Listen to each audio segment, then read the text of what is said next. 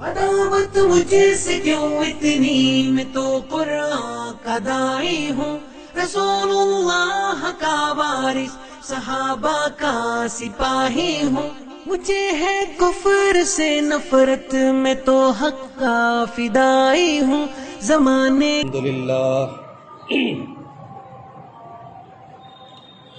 نحمده ونستعینه ونستغفره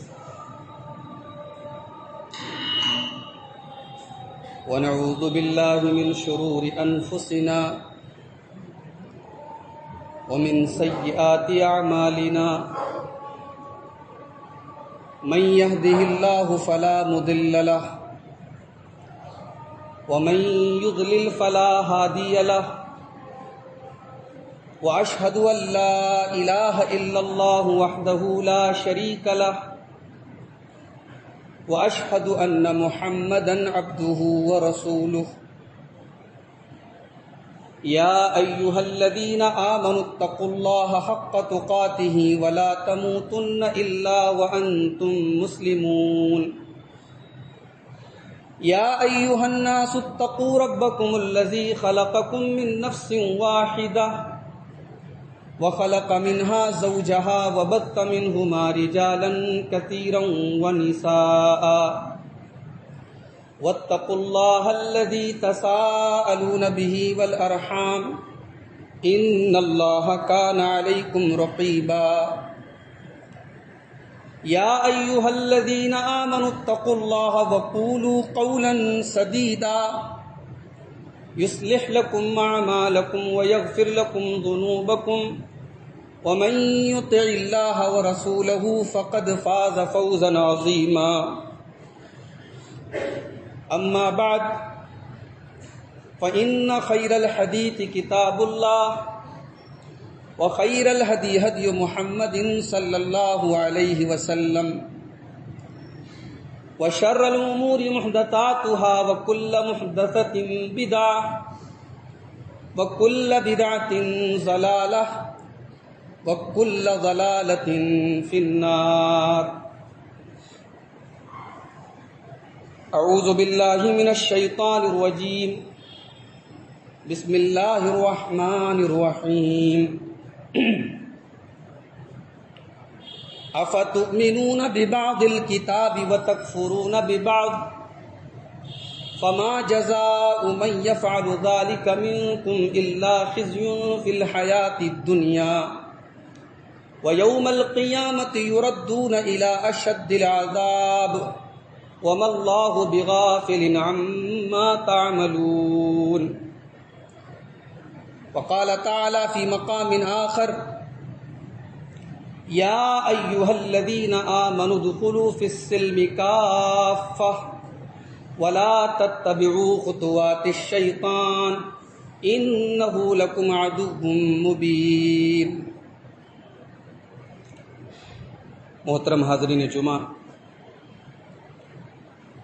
دینی و ملی بھائیوں، محترم بزرگوں، نوجوان ساتھیوں، پردہ نشین ماں اور بہنوں،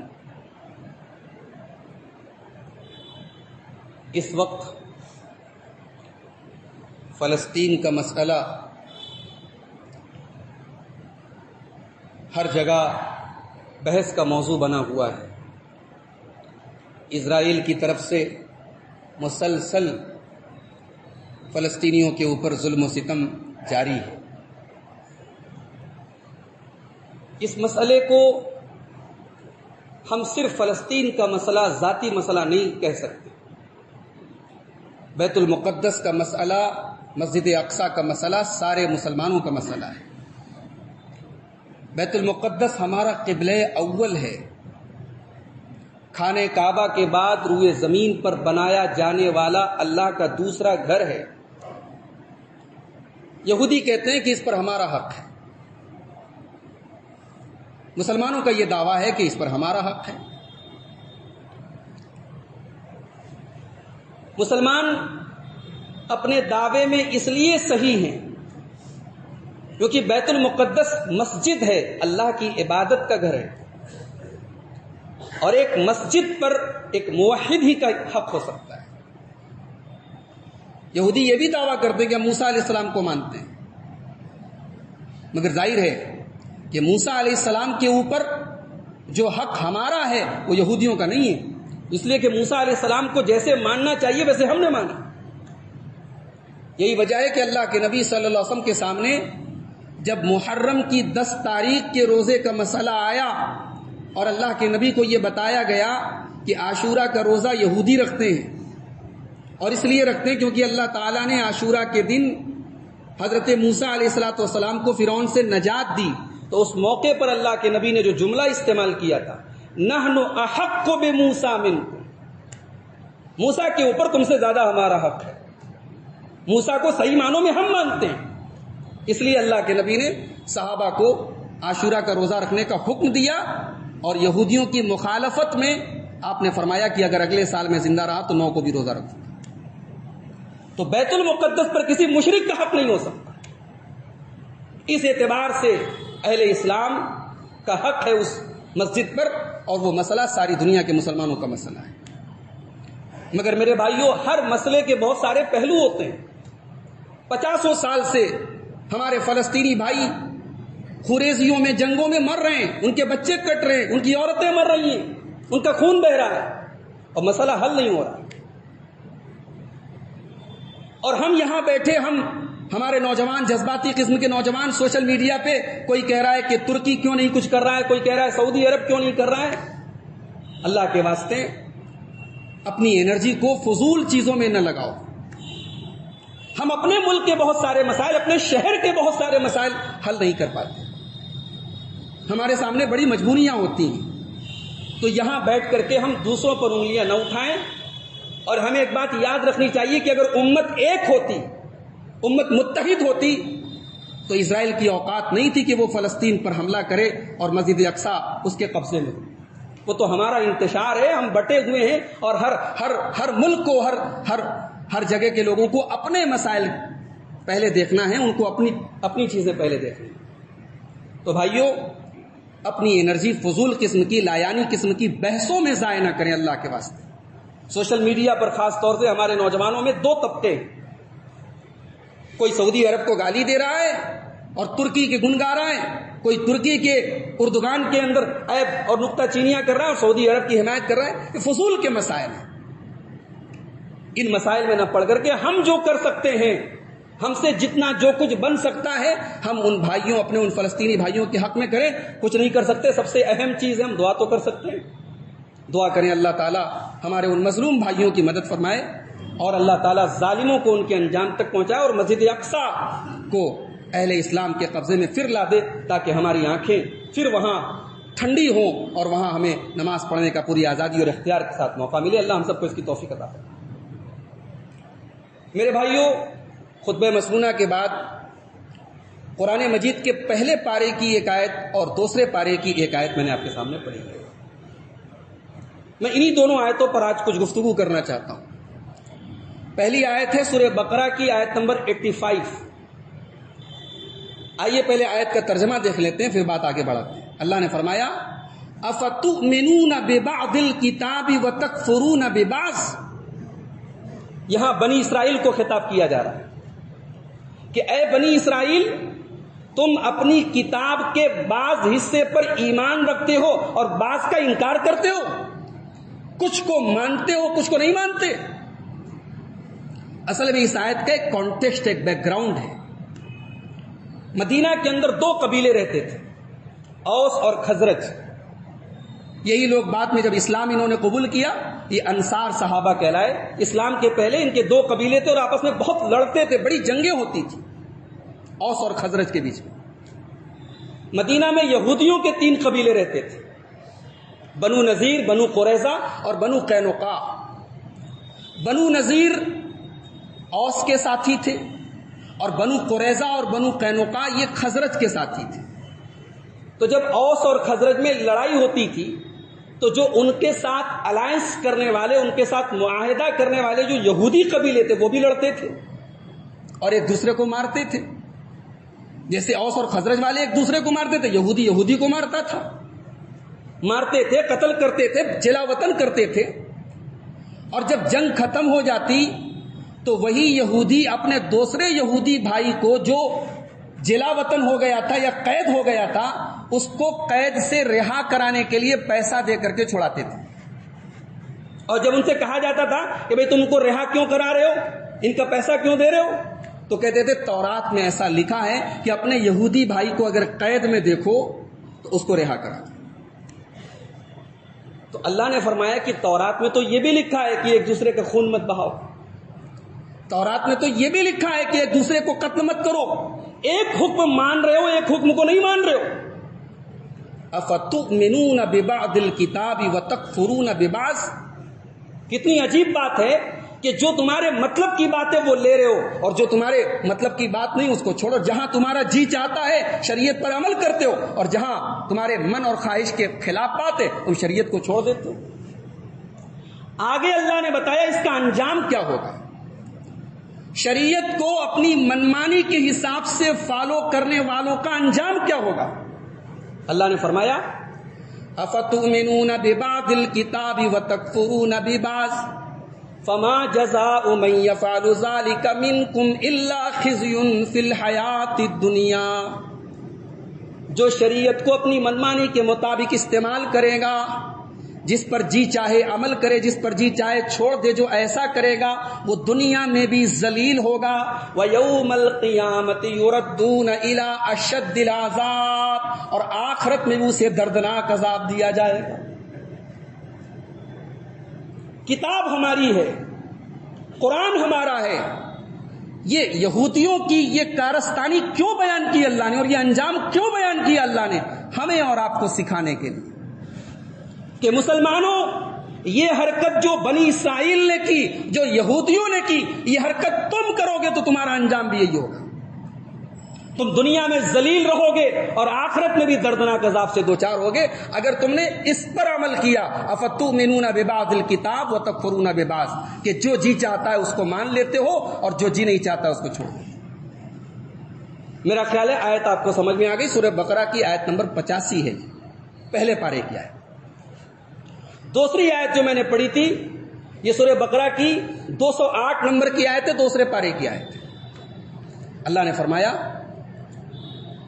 یا ایھا الذین آمنوا ادخلوا فی السلم کافہ. اے ایمان والو اسلام میں پورے کے پورے داخل ہو جاؤ. ولا تتبعوا خطوات الشیطان, اور شیطان کے نقش قدم پہ نہ چلو. انہ لکم عدو مبین, وہ تمہارا کھلا ہوا دشمن. میرے بھائیوں ان دونوں آیتوں کو سامنے رکھیے اور ذرا ہم اور آپ اپنے گریبانوں میں جھانکنے کی کوشش کریں. اپنے گھروں کا جائزہ لیں, اپنی بستیوں کا جائزہ لیں, اپنے محلوں کا جائزہ لیں کہ آج ہمارا اور آپ کا جو رویہ ہے وہ یہی نہیں ہے. ایک انسان وہ ہے جو نماز کا پابند ہے, ماشاء اللہ 5 ٹائم کا نمازی ہے, پابندی سے روزہ رکھتا ہے, پابندی سے زکوٰۃ دیتا ہے, اللہ نے توفیق دی حج بھی کرتا ہے. بہت اچھی بات ہے, بہت اچھی بات ہے بھائی, نیک ہے, دیندار ہے. مگر اس کی دینداری تب غائب ہو جاتی ہے جب وہ کاروبار کرتا ہے. اس کی دینداری تب غائب ہو جاتی ہے جب وہ کسی کے ساتھ معاملات کرتا ہے. اس کی دینداری تب غائب ہو جاتی ہے جب اخلاق کا معاملہ آتا ہے. افتؤمنون ببعض الکتاب وتکفرون ببعض.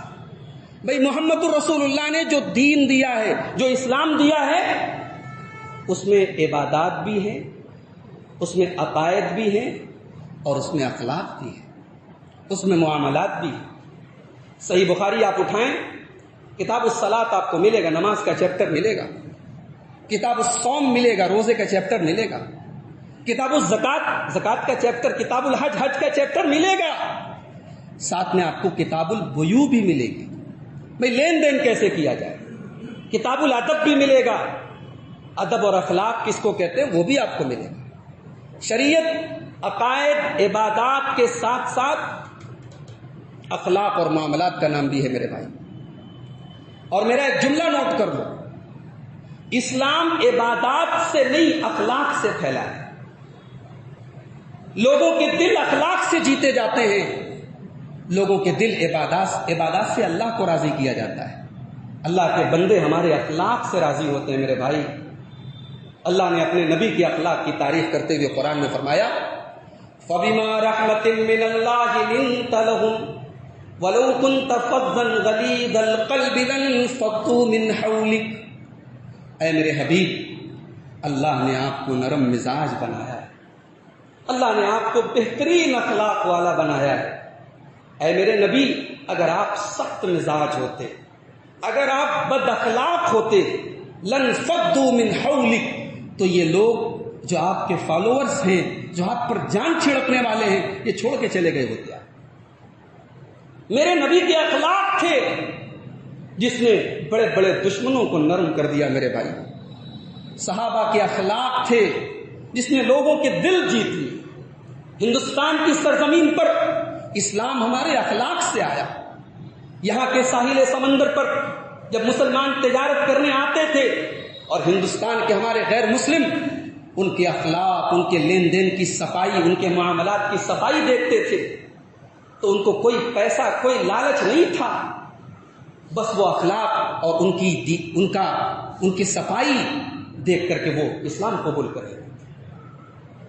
میرے بھائی، آج اخلاق میں ہم زیرو ہیں۔ اگر کوئی اخلاق کا اچھا ہے، معاملات کا صاف ہے، نماز سے دور ہے، اسے داڑھی پر اعتراض ہے، وہ کہتا ہے ارے فلاں کو دیکھو بڑا 5 ٹائم کا نمازی ہے، وہ فلاں کا مال کھا کے بیٹھ گیا، حرام کھا کے بیٹھ گیا۔ بھائی، وہ حرام کھا کے بیٹھ گیا تو اس میں نماز کا کیا قصور ہے؟ داڑھی والا اگر شراب پی رہا ہے تو داڑھی کا کیا قصور ہے؟ یہ نقطہ ہمیں کب سمجھ میں آئے کہ دینداری نہ تو صرف نماز کی پابندی کا نام ہے، اور دینداری نہ تو صرف اخلاق کی صفت، دونوں کے مجموعے کا نام دین ہے۔ دونوں کو ملا کر کے دین بنتا ہے۔ اگر کسی کا اخلاق اچھا ہے، معاملات اچھے ہیں، لیکن توحید گڑبڑ ہے، ایمان گڑبڑ ہے، نماز میں کمی ہے، عبادات میں کوتاہی ہے، وہ بھی اللہ کے یہاں معاف نہیں کیا جائے گا۔ اور نماز میں بڑی پابندی ہے، توحید بہت اچھی ہے، اخلاق گڑبڑ ہے، معاملات گڑبڑ ہیں، اللہ کے یہاں اس کی بھی پکڑ ہوگی۔ میرے بھائی، تو ہمیں اور آپ کو ان دونوں آیتوں پر غور کرنا پڑے گا، اور ہمیں جس نبی کا ہم نام لیتے ہیں، جس نبی کا ہم کلمہ پڑھتے ہیں، جس نبی سے محبت کرتے ہیں، اس نبی کے اخلاق کیسے تھے۔ میرے بھائی، میرا رب جو بڑا عظیم رب ہے، میرا رب جو عظیم صفات والا رب ہے، میرا رب اپنی کتاب میں اپنے نبی کے اخلاق کے بارے میں کہتا ہے، قرآن کریم کے 29ویں پارے میں، وَإِنَّكَ لَعَلَىٰ خُلُقٍ عَظِيمٍ، اے میرے نبی، آپ عظیم اخلاق والے ہیں۔ ایک عظیم رب، عظیم صفات والا رب اپنے نبی سے کہہ رہا ہے کہ اے نبی، آپ کے اخلاق بہت عظیم ہیں۔ میرے نبی کے اخلاق کیسے تھے؟ ترمذی کی روایت ہے، حضرت ابو عبداللہ الجدلی تابعی ہیں، یہ اماں عائشہ سے سوال کرتے ہیں، اماں عائشہ، آپ نبی کی بیوی ہیں، نبی کی گھر والی ہیں، نبی کے اخلاق آپ سے بہتر کون بتا سکتا ہے؟ مجھے بتائیے نبی کے اخلاق کیسے تھے؟ اماں عائشہ فرماتی ہیں، لم یکن رسول اللہ صلی اللہ علیہ وسلم فاحشا، اللہ کے رسول صلی اللہ علیہ وسلم فحش وہ نہیں تھے، آپ کی زبان پر گالی نہیں آتی تھی، آپ کی زبان پر گندگی نہیں آتی تھی، ولا متفحشا، گالی کے جواب میں بھی میرا نبی گالی نہیں دیتا تھا، فحش باتوں کے جواب میں بھی میرے نبی نے کبھی کسی کو فحش بات نہیں، ولا سخابا فی الاسواق، میرا نبی بازاروں میں چلانے والا نہیں تھا، ولا یجزی بالسیئۃ السیئۃ، میرا نبی برائی کا بدلہ برائی سے نہیں دیتا تھا، ولکن یعفو ویصفح، میرا نبی غلطیوں کو معاف کر دیتا تھا، میرا نبی درگزر کر دیتا۔ میرے بھائی، یہ ہمارے نبی کے اخلاق ہیں۔ ہم ماشاءاللہ متبع سنت ہونے کا دعویٰ کرتے ہیں، ہماری نماز ماشاءاللہ ہم کوشش کرتے ہیں نبی کے طریقے کے مطابق ہو، نماز کی ایک ایک حرکت ہم نبی کی سنتوں سے حاصل کرتے ہیں، ہم اپنے اخلاق کو نبی کے اخلاق پر کیوں نہیں پیش کرتے؟ کیا ہمارے نبی صرف نماز میں ہمارے لیے آئیڈیل ہیں؟ کیا ہمارے نبی صرف روزے میں ہمارے لیے آئیڈیل ہیں؟ ہمارے نبی اخلاق میں آئیڈیل نہیں ہیں؟ آج ہمارے اخلاق کیسے ہیں میرے بھائی؟ آج ہمارے لین دین کیسے، ہمارے معاملات کیسے ہیں؟ ذرا سی بات پہ طیش میں آ جانا، ذرا سی بات میں گالیاں منہ سے نکال دینا، ذرا سی بات پہ رشتے توڑ لینا، ذرا سی بات پہ خاندان میں، بھائی بھائی میں، بھائی بہن میں، ماں اور بیٹے میں، باپ اور بیٹے میں آج زندگی بھر بات چیت بند رہتی ہے۔ یہ ہمارے اخلاق ہیں۔ ہمارے پیارے نبی کے اخلاق کیسے تھے؟ جانتے ہو میرا نبی غصے میں، انتہائی غصے میں بھی میرے نبی کیا کہتے تھے؟ حضرت انس کہتے ہیں، صحیح بخاری کے الفاظ ہیں، کہتے ہیں کہ اللہ کے نبی جب بہت غصے میں ہوتے تھے، کسی کے اوپر بہت زیادہ ناراض ہوتے تھے، تو کہتے تھے ما لہو ترب جبینہ، ارے اس کو کیا ہو گیا ہے، اس کی پیشانی خاک آلود ہو جائے، اس کی پیشانی مٹی میں مل جائے، اس کو کیا ہو گیا۔ یہ میرے نبی کا ایکسٹریم غصہ تھا۔ میرے نبی غصے کے انتہا پہ جب ہوتے تھے تو یہ جملہ اپنے منہ سے نکالتے۔ اما عائشہ فرماتی ہیں، بخاری اور مسلم کی روایت ہے، اللہ کے نبی بیٹھے ہوئے ہیں، یہودیوں کا گزر ہوا، یہودی کل بھی خبیث تھے، آج بھی خبیث ہیں، انبیاء کی قاتل ہے یہ قوم، اس نے نبیوں کو قتل کیا، ہمارے نبی کو بھی قتل کرنے کی کوشش کی، بڑی تاریخ رہی ہے یہودیوں کی۔ نبی کے پاس سے گزرے، سب لوگ السلام علیکم کہتا تھا، انہوں نے کہا السلام علیکہ، اے محمد نعوذ باللہ آپ کے اوپر موت آئے، آپ ہلاک ہو جائیں، آپ کو موت آ جائے۔ ظاہر ہے کہ نبی کے چاہنے والوں کے لیے بڑا خطرناک جملہ تھا۔ اما عائشہ نے یہ جملہ سنا، بڑے غصے میں کہا وعلیکم السلام واللعنۃ، اے یہودیوں میرے محبوب کو تم موت کی بد دعا دے رہے ہو، تمہارے اوپر موت آئے، تمہارے اوپر اللہ کی لعنت برسے۔ نبی نے عائشہ کا یہ غصے والا انداز دیکھا، نبی نے فرمایا مہلن یا عائشہ، نبی نے یہودیوں کو پلٹ کے نہیں سمجھایا، نبی نے اپنی بیوی کو سمجھایا، کہا مہلن یا عائشہ، عائشہ تھوڑا نرمی سے کام لو، ان اللہ یحب الرفق فی الامر کلی، اللہ تعالیٰ ہر چیز میں نرمی پسند کرتا ہے۔ اما عائشہ نے کہا کہ اے اللہ کے رسول آپ نے سنا نہیں، اولم تسمع ما قالوا، ان لوگوں کا جملہ آپ نے نہیں سنا، انہوں نے کیا آپ کے بارے میں کہا؟ نبی نے فرمایا میں نے سنا بھی اور میں نے جواب بھی دے دیا۔ انہوں نے کہا السلام علیکہ، میں نے کہا وعلیکم، تم پر بھی ہو، میں نے جواب دے دیا، لیکن اپنی زبان کو آلودہ نہیں ہونے دیا، اپنی زبان کو گندا نہیں ہونے دیا۔ یہ میرے نبی کا اخلاق تھا میرے بھائی۔ آج ہم بڑے تقوی والے ہیں، بڑے متقی ہیں، بڑے پرہیزگار ہیں، ہمارا سلوک اپنے ماتحتوں کے ساتھ کیسا ہے؟ میں نے اسی معاشرے میں بڑے بڑے تقوی والوں کی پیشانیوں کو تقوی سے مزین دیکھا ہے، مگر ان کے ماتحتوں اور ان کے گھر میں کام کرنے والے ملازموں کی آنکھوں میں آنسو بھی دیکھے ہیں، اور انہوں نے کہا ہے کہ ہمارا مالک ہم پر بڑا ظلم کرتا ہے۔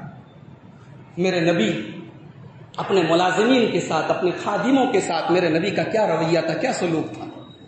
حضرت انس رضی اللہ تعالیٰ عنہ، بخاری اور مسلم کی روایت، کہتے خدمت النبی صلی اللہ علیہ وسلم 10 سنین، میں نے اللہ کے نبی کی 10 سال تک خدمت کی، 10 سال تک میں نے نبی کی خدمت کی ہے۔ فما قال لی اف قط، میرے نبی نے کبھی مجھے اف نہیں کہا۔ اللہ بھائی 10 سال کا پیریڈ کوئی بہت معمولی پیریڈ نہیں، بہت بڑی مدت ہوتی ہے۔ 10 سال تک انس ابن مالک نبی کے ساتھ۔ اچھا ایک نقطہ آپ کو بتاؤں، امام بخاری یہ حدیث لائیں صحیح بخاری میں، اور امام بخاری نے اس پر جو باب قائم کیا ہے بڑا پیارا باب قائم کیا۔ امام بخاری باب قائم کرتے ہیں کہ یتیم بچے کو سفر میں، حضر میں، ہر جگہ اپنے ساتھ رکھنا چاہیے۔ حضرت انس ابن مالک یتیم تھے، باپ مر گئے تھے، ان کی ماں نے حضرت ابو طلحہ سے شادی کر لی۔ حضرت ام سلیم اپنے بچے کو لے کے آئیں اللہ کے نبی کے پاس، اللہ کے نبی یہ میرا بچہ ہے، بڑا ذہین ہے، بڑا ہوشیار ہے، اے اللہ کے نبی میں چاہتی ہوں یہ آپ کی خدمت میں رہے۔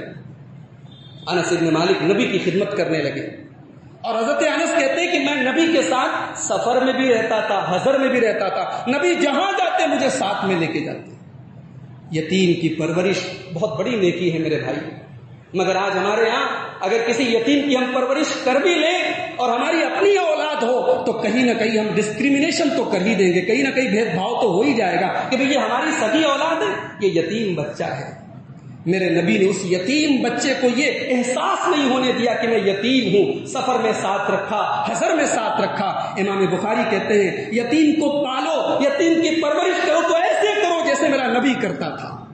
میرے نبی یتیموں کو اپنے ساتھ رکھتے تھے، سفر میں بھی رکھتے تھے، حضر میں بھی رکھتے تھے۔ 10 سال تک نبی کے ساتھ رہنے والا، نبی کی خدمت کرنے والا۔ آج اسکولوں میں، کالجوں میں جب ہم پڑھتے ہیں تو کالج سے پڑھنے کے بعد کالج سے ایک کیریکٹر سرٹیفکیٹ ملتا ہے۔ لڑکا چاہے پڑھائی کے دور میں جیسا بھی رہو، ایک رول بنا ہے، ایک اصول بنا ہے، قاعدہ قانون بنا ہے کہ کالج یا اسکول جو ہے وہ کیریکٹر سرٹیفکیٹ لکھ کے دیتا ہے کہ بھئی یہ اسٹوڈنٹ ہمارے یہاں کا اچھا اسٹوڈنٹ ہے، اس کا اخلاق اچھا ہے. مگر وہ کیریکٹر سرٹیفکیٹ فرضی بھی ہو سکتا ہے، غلط بھی ہو سکتا ہے. مگر یہاں میرے نبی کا کیریکٹر سرٹیفکیٹ وہ شخص دے رہا ہے جس نے نبی کی 10 سال تک خدمت کی ہے.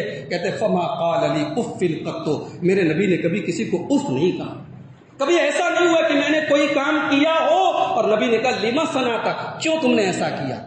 اور کبھی ایسا نہیں ہوا کہ میں نے کوئی کام نہ کیا ہو اور میرے نبی نے کہا ہو الا صنعت، تو نے یہ کام کیوں نہیں کیا. اس کو اخلاق کہتے ہیں میرے بھائی. اس کی کمی ہے ہمارے اندر. ہم ماشاءاللہ نمازی ہیں، تاک راتوں میں جاگنے والے ہیں، تراویح پڑھنے والے ہیں، ہمارے چہروں پہ داڑھی ہے، ہماری پیشانیوں پہ سجدے کے نشان ہیں، مگر ہمارے پاس اخلاق نہیں ہے. ہمارے پاس اخلاق نہیں ہے. قرآن میں اللہ نے نبی کے صحابہ کی عبادت کا ذکر بعد میں کیا، ان کے سجدے کے نشان کا ذکر بعد میں کیا، ان کی نیکی اور تقوی کا ذکر بعد میں کیا، ان کے اخلاق کا ذکر پہلے کیا. فرمایا محمد الرسول اللہ والذین معہ اشداء علی الکفار رحماء بینہم. محمد اللہ کے رسول ہیں صلی اللہ علیہ وسلم، اور ان کے صحابہ آپس میں بڑے رحم دل ہیں اور دشمنوں کے لیے بڑے سخت ہیں. میرے بھائی صحابہ کے اخلاق کی اللہ نے تعریف کی. آج ہمارے گھروں میں بیویوں کے ساتھ ہمارا سلوک کیسا ہے؟ بھئی ہمیں وہ قرآن کی وہ آیت بڑے اچھے سے یاد ہے، الرجال قوامون علی النساء، مرد عورتوں کے اوپر حاکم ہے. بھئی حاکم تو حاکم ہوتا ہے، عورت محکوم ہو گئی. ہمیں وہ حدیث بڑی اچھی طریقے سے یاد ہے اور اپنی بیویوں کو ہم نے 10 بار سنائی بھی ہے. نبی نے فرمایا اگر میں کسی کو کسی کے لیے سجدہ کرنے کا حکم دیتا تو بیوی کو حکم دیتا وہ شوہر کے آگے سجدہ کر. اچھا بھائی، بڑی ماشاءاللہ بڑی حدیثیں آپ کو یاد ہیں. وہ حدیث بھی ہم نے یاد کر کے رکھی ہے. خلقت المرأة من ضلع، عورت پسلی سے پیدا کی گئی. عورت کی مذمت اور عورت کی کمی اور عورت کی تنقیص پر جتنے دلائل ہیں وہ سب ہم کو یاد ہیں. عورت کے حقوق کی کوئی بات ہم کو یاد ہے کہ نہیں؟ بھئی لاک ڈاؤن ہے، گھر میں بیٹھے ہوئے ہیں، بیوی بیچاری پسینے سے شراب ہو رہے اور میاں بیچارے وہ موبائل اور ٹی وی میں لگے. کیا مجال ہے کہ بیوی کے کسی کام میں ہاتھ بٹا دیں؟ بھئی ان کی مردانگی میں کمی آ جائے. حضرت اسود ایک تابعی ہیں، حضرت اسود ایک تابعی ہیں. اما عائشہ سے کہتے ہیں کہ اللہ کے رسول اپنے گھر میں کیا کرتے تھے. بھئی اللہ کے رسول کی گھریلو لائف کیا تھی؟ یہ ظاہر ہے کہ گھر والے بتائیں گے. تو پوچھا کہ گھر میں کیا کرتے تھے اللہ کرے. یہ بخاری کی روایت سنا رہا ہوں آپ کو. اما عائشہ نے فرمایا یکون فی محنت اہلہ، اللہ کے نبی اپنے گھر میں ہوتے تھے، اپنے گھر والوں کے کام آیا کرتے تھے، اپنے گھر والوں کے گھر کاموں میں ہاتھ بٹا دیا کرتے تھے. اور جب نماز کا ٹائم ہوتا تھا پھر اللہ کے نبی گھر میں نہیں رکتے تھے، پھر مسجد چلے جاتے تھے. میرے نبی نے فرمایا خیرکم خیرکم لأہلہ وانا خیرکم لأہلی. وہ لوگوں تم میں سب سے بہترین وہ ہے جو اپنے پریوار کے لیے، اپنی بیوی کے لیے، اپنی گھر والی کے لیے، اپنے گھر والوں کے لیے سب سے اچھا. میرے نبی کی 11 بیویاں تھیں. کوئی ایک مثال لا کے دے دو میرے نبی نے کبھی کسی بیوی پر ہاتھ اٹھایا، کبھی کسی بیوی سے گالی سے بات کی ہو. آج ہمارے گھروں میں نماز ہے، تقوی ہے، دینداری ہے، مگر گالی گلوچ کی آوازیں بھی آ رہی ہیں، شوہر بیوی پر تھپڑ بھی چڑھ رہا ہے. میرے بھائی میرے نبی کا یہ اخلاق نہیں تھا. اولاد کے ساتھ ہمارا کیسا رویہ ہے؟ بھئی اس منبر پر والدین کے حقوق پر بڑی تقریریں ہوتی ہیں اور ہونی بھی چاہیے، مگر اولاد کے بھی تو کچھ حقوق ہیں. بچے کی پیدائش سے لے کر کے جب تک باپ زندہ ہے تب تک بڑے حقوق ہیں اولاد کے. وہ اولاد کا عقیقہ کرے، اولاد کا اچھا نام رکھے، اولاد کی صحیح تعلیم دے، تربیت دے. پھر اس کے بعد زمین ہے، پراپرٹی ہے، گھر مکان ہے، اپنی اولاد کو کسی حق سے محروم نہ کرے. 5 بچے ہیں، 5 کو برابر حق دے، کسی کے ساتھ ظلم نہ کرے، زیادتی نہ کرے. ہمارے یہاں بیٹے نے اگر باپ کے ساتھ بدتمیزی کر دی تو ہمارے بنارس میں کہتے ہیں کہ لدائے لکھ دیا، پتہ نہیں مئو میں کیا کہتے ہیں، لا دعویٰ کر دیا. باپ نے بیٹے کو جائیداد سے محروم کر دیا. ارے تو کون ہوتا ہے محروم کرنے والا؟ میرے رب نے اولاد کو باپ کا وارث بنایا ہے، تجھے یہ حق کس نے دے دیا کہ تو اپنی اولاد کو محروم کر؟ بیٹا جتنا بھی نکما ہو، یہ مسئلہ یاد رکھو، باپ کو یہ حق حاصل نہیں کہ بیٹے کو اپنی جائیداد سے محروم کر دے، بیٹے کو عاق کر دے، بیٹے کو لا دعویٰ کر دے. اولاد کے حقوق ہمیں یاد نہیں. بعض لوگ ہیں گھروں میں جاتے ہیں، بچے دیکھ کے ڈر جاتے ہیں. کہتے ہیں بھئی ہمارے گھر میں ہمارا بڑا روب و دبدبہ ہے، ہمارے بیٹوں کی مجال نہیں ہے کہ وہ ہم سے بات کر سکے، ہماری بیٹیوں کی مجال نہیں ہے کہ وہ ہم سے آنکھوں سے آنکھیں ملا سکے۔ بھئی یہ میرے نبی کا اخلاق تو نہیں تھا۔ میرے نبی اپنی اولاد سے بڑا پیار کرتے تھے، بڑی محبت کرتے تھے۔ میرے نبی نے اولاد نرینہ کا سکھ تو میرے نبی کو حاصل نہیں ہوا، لیکن ایک بیٹا تھا ابراہیم رضی اللہ تعالیٰ عنہ، وہ بیٹا دنیا سے جا رہا تھا، میرے نبی رو رہے تھے، آنکھوں میں آنسو جاری تھے، اور میرے نبی کہہ رہے تھے کہ ان العین تدمع والقلب يحزن ولا نقول الا ما يرضى ربنا۔ اے ابراہیم، تیرے جانے سے تیرے باپ کا دل غمگین ہے، تیرے باپ کی آنکھیں اشکبار ہیں، مگر تیرا باپ اپنی زبان سے کوئی ایسی بات نہیں نکالے گا جس سے اللہ ناراض ہو۔ میرے نبی کی 4 بیٹیاں تھیں۔ بیٹیوں والوں، بیٹیوں سے محبت کرو، یہ میرے نبی کی سنت ہے۔ بخاری کی روایت اماں عائشہ کہتی ہیں کہ جب میرے نبی کی جگر گوشہ حضرت فاطمہ آتی تھی، نبی کی سب سے چھوٹی سب سے لاڈلی بیٹی حضرت فاطمہ آتی تھی۔ نبی تو نبی ہیں، نبی تو کائنات کے امام ہیں، نبی تو محسن انسانیت ہیں، مگر نبی اپنی بیٹی سے اتنا پیار کرتے تھے۔ اماں عائشہ کہتی ہیں جب حضرت فاطمہ آتی تھیں، اللہ کے نبی اپنی بیٹی کے استقبال کے لیے کھڑے ہو جاتے تھے، اپنی بیٹی کے استقبال کے لیے کھڑے ہو جاتے تھے، اور آگے بڑھ کر اپنی بیٹی کا ہاتھ پکڑ کے چوم لیتے تھے، اور اپنے بازو میں اپنے بغل میں اپنی بیٹی کو بٹھاتے تھے۔ یہ میرے نبی کا اخلاق تھا اپنی بیٹیوں کے ساتھ۔ میرے بھائیوں، اس اخلاق کو اپناؤ۔ وقت زیادہ ہو رہا ہے، آخری چیز بیان کر کے بات ختم کروں۔ بھئی اولاد کے ساتھ، پڑوسی کے ساتھ، نوکروں کے ساتھ تو بہرحال اچھا سلوک ہم کر ہی لیتے ہیں۔ مسئلہ تب پیدا ہوتا ہے جب کسی ان پڑھ سے پالا پڑ جائے، کسی گنوار سے پالا پڑ جائے، کسی جاہل سے پالا پڑ جائے، تب اچھوں کے اخلاق جواب دے دیتے ہیں۔ مگر میرے نبی نے ان پڑھ کے ساتھ، دیہاتی کے ساتھ، گنوار کے ساتھ بھی بڑے بہترین اخلاق کا مظاہرہ پیش کیا ہے۔ ایک دیہاتی آتا ہے، مسجد میں پیشاب کرنے لگتا ہے، ظاہر ہے کہ مسجد میں جہاں نماز پڑھی جا رہی ہے وہاں آ کر کے پیشاب کر رہا ہے۔ صحابہ کرام اس کو مارنے کے لیے دوڑتے ہیں، اللہ کے نبی کہتے ہیں لا تضرموہ، اس کو پیشاب کرنے دو، اس کو چھیڑو مت، اس کو چھیڑو مت۔ جب وہ پیشاب کر لیتا ہے، اللہ کے نبی اپنے پاس بلاتے ہیں، بڑے پیار سے کہتے ہیں ان هذه المساجد لا تصلح لهذا، اے میرے بھائی یہ مسجد ہے، یہ اللہ کا گھر ہے، یہ پیشاب اور پاخانہ کرنے کی، گندگی کی جگہ نہیں ہے۔ اور صحابہ سے کہتے ہیں جاؤ پانی بہا دو، اس کا پیشاب صاف کر دو۔ پھر صحابہ کو پھر بلاتے ہیں اور کہتے ہیں سنو، یہ تم جذبات میں جو آگے، طیش میں آگے، اس کو مارنے کے لیے دوڑے، یہ میرا طریقہ نہیں ہے، یہ میرے اخلاق نہیں ہے۔ انما بعثتم میسرین ولم تبعثوا معسرین، اے میرے صحابہ تم دنیا میں آسانی پیدا کرنے کے لیے بھیجے گئے ہو، پریشانی پیدا کرنے کے لیے نہیں بھیجے گئے۔ یہ میرے نبی کا اخلاق تھا، ایک دیہاتی کے ساتھ، ایک کم پڑھے لکھے کے ساتھ، ایک گنوار کے ساتھ۔ میرے بھائی اخلاق صحیح کر لو، معاملات صحیح کر لو، اسلام میں پورے کے پورے داخل ہو جاؤ۔ اللہ تعالیٰ سے ہم دعا کرتے ہیں رب العالمین ہمیں اسلام میں پورے داخل ہونے کی توفیق عطا فرمائے۔ اللہ ہمیں اپنے اخلاق کو بہتر کرنے کی توفیق عطا فرمائے۔ اللہ اپنے معاملات کو صحیح کرنے کی توفیق عطا فرمائے۔ اللہ مسجد اقصیٰ کی حفاظت فرمائے۔ اللہ ہمارے مظلوم فلسطینی بھائیوں کی مدد فرمائے۔ اللہ ہمیں سے جو بیمار ہیں ان کو شفاء کامل عاجل عطا فرمائے۔ اللہ اس وبا کو، اس وائرس کو ہمیں اس سے دور کر دے، ہمیں اس سے محفوظ کر دے۔ اللہ ہمارے ملک کو، ہماری بستیوں کو، ہمارے شہروں کو اللہ اس وبا سے محفوظ کر دے۔ جو ہمارے اہل اسلام، اہل توحید بھائی اس وبا کا شکار ہو کر کے دنیا سے چلے گئے ہیں، اللہ ان کی مغفرت فرمائے، اللہ ان کے گناہوں کو معاف فرمائے۔ اللہ ہم سب کو جب تک دنیا میں زندہ رکھے، اسلام پر زندہ رکھے، اور خاتمہ ہم سب کا ایمان پر فرمائے۔ آمین وآخر دعوانا الحمدللہ۔